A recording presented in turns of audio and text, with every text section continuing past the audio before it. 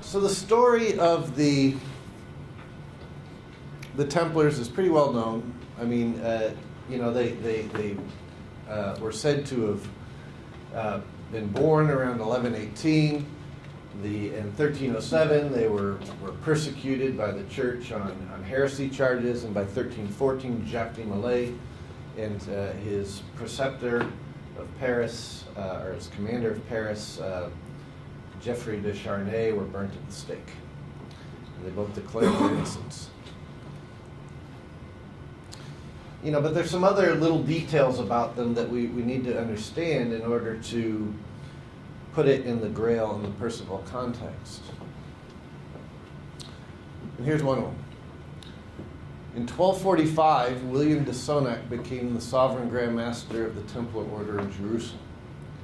Later, in 1247, Brother William de Sonac sent a distinguished Knight Templar delegation to England in order to present to King Henry III, quote, a portion of the blood of our Lord which he shed to the cross with the salvation of the planet, enclosed within a handsome crystalline vessel. The relic was authenticated beneath the seal from the Patriarch of Jerusalem, the bishops, abbots, and nobles on the Holy Land. The sacred vessel was called the Chalice of the Rose Cross. And it contained the rare hermetic and alchemical elixir, which at that time was called the blood of Christ, or the Red Lion. The vessel passed into the possession of Henry IV, King of Navarre. The vessel and its contents were later deposited in the Cathedral Church of St. Paul.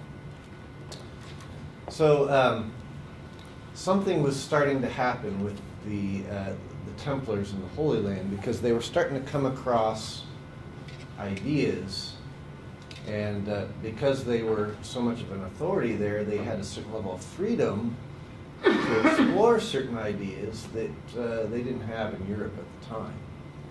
And related to that, and one of these was the alchemical ideas that were being studied by certain Islamic secret societies at the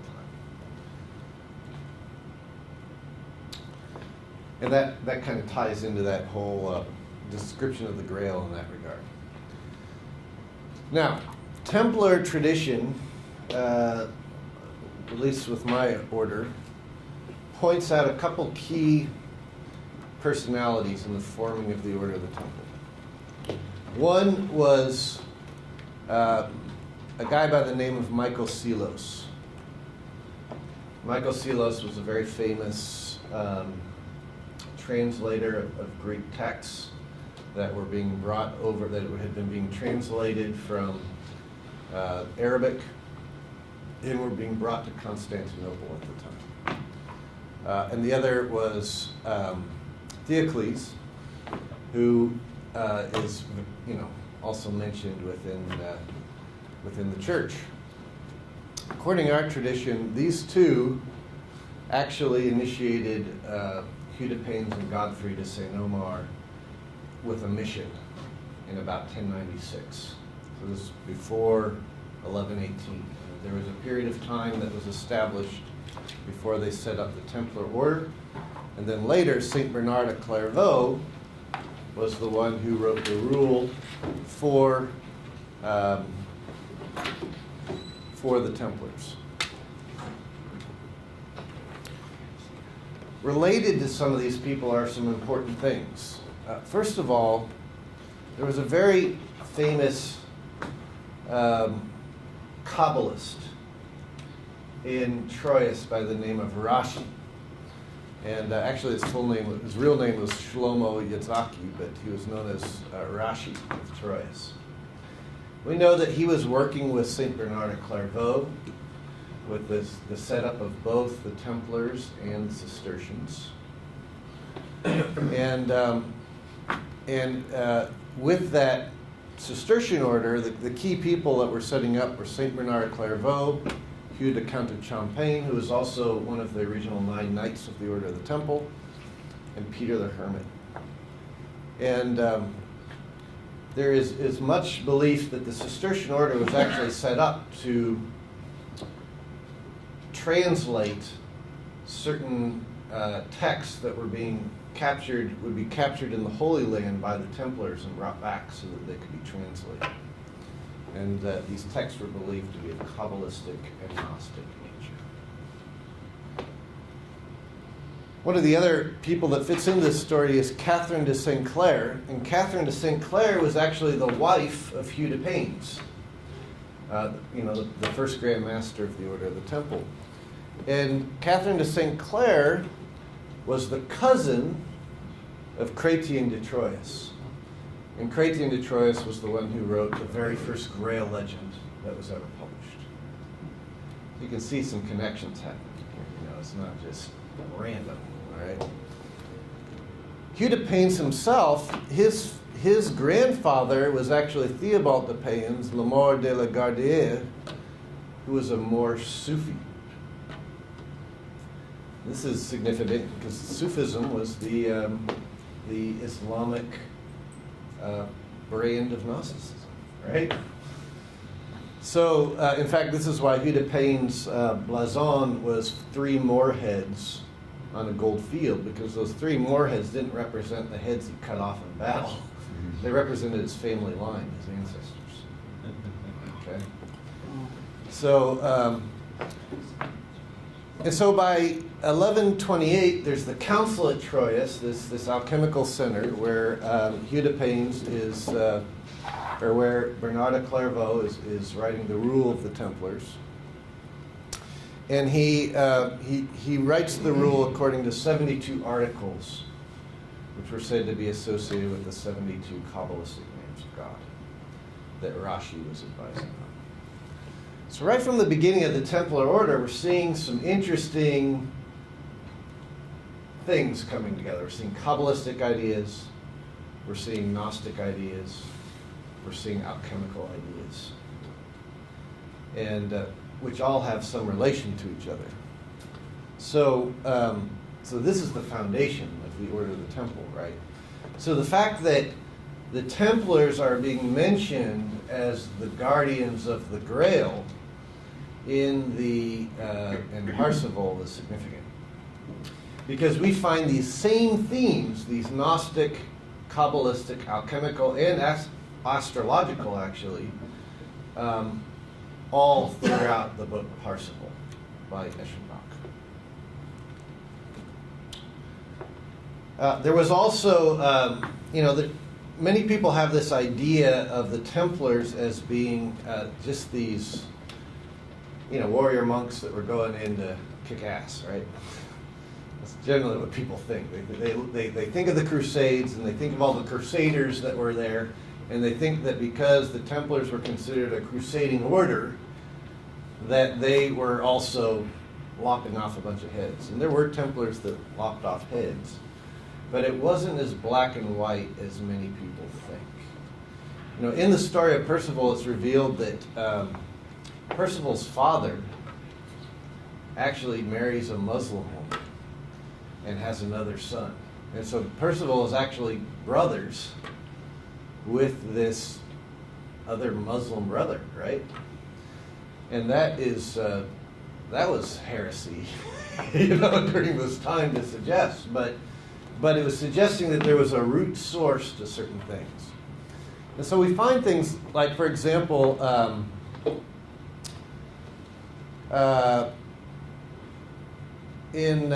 one of the head of the Islamic armies during the Crusade, the main head that people talk about was Saladin, right? And there's a 13th century manuscript called the Ordre du Chivalry, or the Order of Chivalry. It was written in 1250 AD. And at that time, it historically documented an event in which Saladin was given and received the secret induction ceremony of the Knights Templar. Well, that suggests there was more going on there, right? than what historians normally like to look at. We also find things like here I have the Annals of the History of the Crusades in Jerusalem record the story of a young Frankish knight entering the Dome of the Rock and being met by a Muslim praying towards Mecca. Losing his temper, he intimidated the Muslim who was praying the wrong way. The Frankish knight then found himself taken to task by 2 Knights Templar who ordered him out of the holy precinct and told him not to come back until he had learned manners and tolerance. The Templars then, on behalf of the expulsed knight, apologized to the Muslim for the Frank's misgiving attitude, ignoring directives from Rome. And it is known that the Templars gave all Muslims and Jews in the city the right to pray their own way in Jerusalem. Well, that is significant. The only way you do that is if you recognize there's a divine flame within everybody, right? And that the outward expression may be different based on their cultural upbringing and the things they were taught growing up, but there's a divine spark within everyone. And that is, that's really fantastic. And we're going to explore this idea a little bit more as we move along. This right here, this area is it's a mosque now. It's probably a little hard to see. But this is the building. This was the former Templar Commandery building in Constantinople. And this is also the place where Hudipanes and Godfrey de St. Omar received their initiation and investiture in 1096, prior to going to, off to founding the Templar Order. And this particular building is built like a giant beehive, and it has a rich history even prior to Hudipanes and Godfrey de St. Omar, but after the order was started, it also became the building for Templar activities in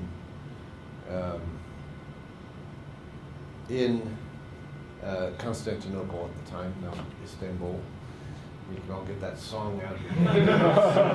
You're all thinking it. So, but buried underneath this mosque, it's now a mosque, there's a secret crypt. And in that crypt there are the graves of Templars going back to the 1200s.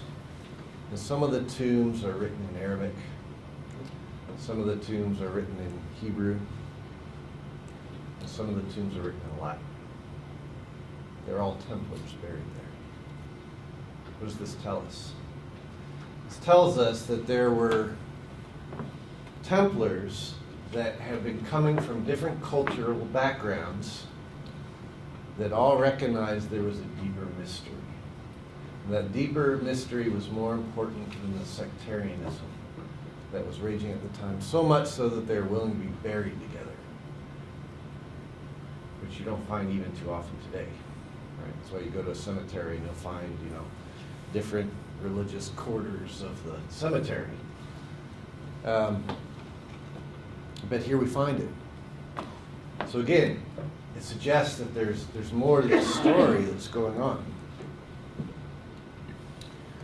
According to some Kabbalistic traditions, traditional Kabbalistic traditions, we're not talking about the new flavor of the month of Kabbalah, right? There are two principal texts, Kabbalistic texts, which are said to be found by the Knights Templar in the Holy Land and delivered to Jewish communities in Spain to be translated. And one was the Sefer HaBahir, and the other was the Zohar.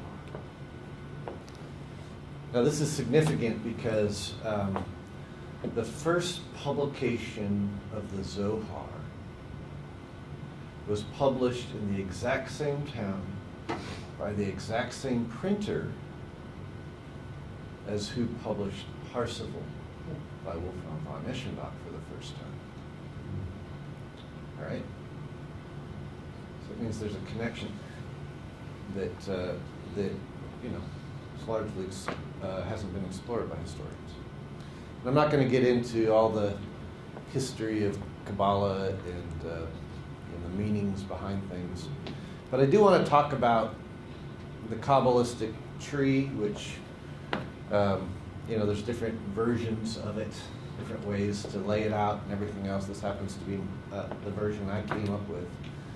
but based on early Kabbalistic sources on it. But there's just a couple things I want to emphasize here. One is that traditionally within this diagram is a manifestation of 10 sephirot or spheres of manifestation connected by 22 paths. And these 22 paths have been are said to be associated with the 22 letters of the Hebrew alphabet. And the Hebrew alphabet is divided into what is called 3 mother letters, 7 double letters, and 12 simple letters. The 3 mother letters are said to correspond with the elements of water, air, and fire. The 7 double letters are said to correspond to 7 planets. And the 12 simple letters are said to correspond to 12 signs of the zodiac. At least according to the Sefer Yetzirah, which is one of the main Kabbalistic texts. So naturally, many Kabbalists have said, well, you know what? There are 3 horizontal paths on the Kabbalistic tree, just like there are 3 mother letters. And there are 7 vertical paths on the Kabbalistic tree, just like there are 7 double letters. And there are 12 diagonal paths on the Kabbalistic tree, just like there are 12 simple letters. And so there's been some exploration with some debate on how to arrange those things. But one of the things that's universal, widely universal within traditional Hebrew or rabbinical tradition related to Kabbalah is that the 3 mother letters that go on the 3 horizontal paths start out with Mem, which was associated with water, then it went to Aleph, associated with air, and then Shin, associated with fire. Why is this important? Aside from the astrological talk we just had related to the order of progression down from fire to air to water to earth, it was believed that these 3 steps that you had to cross as you were moving your way up to the tree corresponded to levels of consciousness. And we find the exact same designations of these levels of consciousness within the early Gnostic systems. Water was generally associated with the emotions, air with the intellect, and fire with the spiritual will and the connection with the divine and the light of gnosis. And so you'll find within many esoteric traditions to this day, their degree structures are based on this water, air, fire progression. You also find it also happens to correspond to the same orders of purification that you find in alchemy. So within alchemy, they start out with a digestion stage with what they take whatever they're going to be worked on and they immerse it in a liquid. They call this a baptism by water, in which the essence of the thing leaches out into the liquid. And when this happens, it's called kaput mortem, which means deadhead. Now, coincidentally, perhaps, when we look at the story of John the Baptist, what does he do? He baptizes with water, and then what happens to him? Kaput mortem, deadhead, right? Hang on a second. The next stage then was air, and was distillation, where they took the liquid and they distilled it, and it turned into a steam or an air, where they could capture those essences. And the last bit was fire, which was calcination, in which the remaining body of the herb had to be burnt down to its ashes, and then secret salts would be extracted out of those ashes. And from these 3 processes, you could get what were deemed the 3 essential elements of alchemy, which were its salts, which was this incorruptible body, the oils, which were also oils don't go bad, and its alcohol, which was said to also, alcohol doesn't go bad either. So you combine the 3 together, and you have these 3 substances of different natures that all have a somewhat immortal quality, so they can be recombined after this purification. The Gnostics took this same idea and said, look, the divine light is with everyone. We just need to kind of go through levels of purification to get to it, so that it can, the true immortal part, the true part that's connected with the divinity, can shine forth. And so they would go through these same baptisms by water, by spiritus, or air, and by fire. Now, this was justified within these systems because they looked at the Bible and they said, look, you find this pattern all throughout the Bible.